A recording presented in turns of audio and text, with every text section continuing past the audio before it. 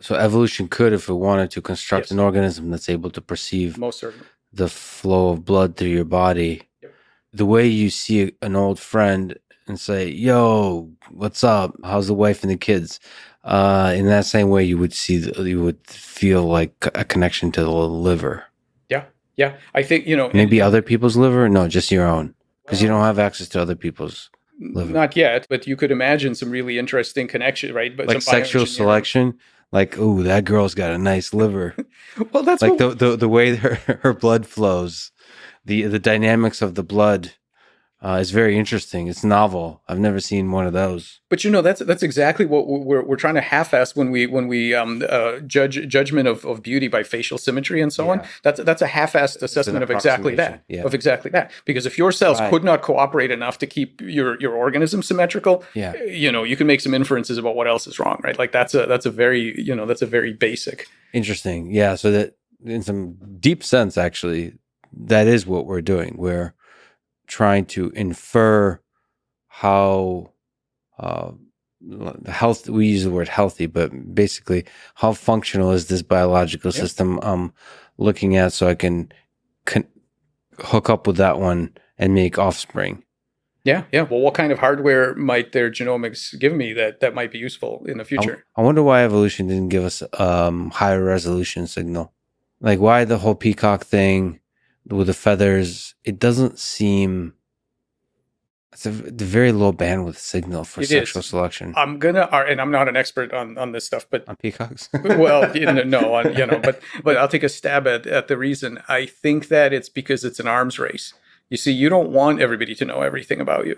So I think that Ah, as much as, and in fact, there's another interesting part of this arms race, which is if you think about this, the most adaptive, evolvable system is one that has the most level of top-down control, right? If it's really easy to say to a bunch of cells, make another finger versus okay, here's 10,000 gene expression changes that you need to do to change a finger, right? The system with good top-down control that has memory, and we need to get back to that, by the way. That's a question I neglected to answer about where the memory is and so on. A system that uses all of that is really highly evolvable, and that's fantastic. But guess what? It's also highly subject to hijacking by parasites, by cheaters of various kinds, by conspecifics. Like we found that and then that goes back to the story of the pattern memory. In these planaria, there's a bacterium that lives on these planaria. That bacterium has an input into how many heads the worm is going to have because it hijacks that control system and it's able to make a chemical that basically interfaces with the system that calculates how many heads you're supposed to have, and they can make them have two heads. And so you can imagine that if you are so you want to be understandable for your own parts to understand each other, but you don't want to be too understandable because you'll be too easily controllable. And so I think that my guess is that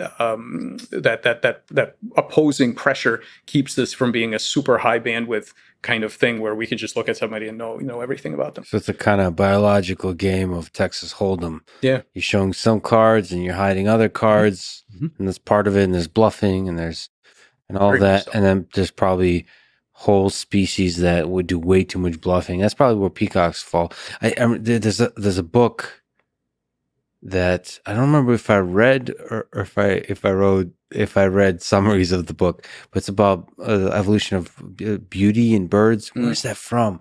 Is that a book or does Richard Dawkins talk about it? But basically, there's some species start to like over select for beauty. Not over select. They just some reason select for beauty. There is a case to be made. Actually, now I'm starting to remember. I think Darwin himself made a case that you can select based on beauty alone. So Yeah, that beauty, there's a point where beauty doesn't represent some that's underlying right. biological That's right. truth. You start to select for beauty itself. And I think the deep question is is there some evolutionary value to beauty? Mm. But it's an interesting kind of thought that this can we deviate completely from the deep biological truth to actually appreciate some kind of the summarization in itself.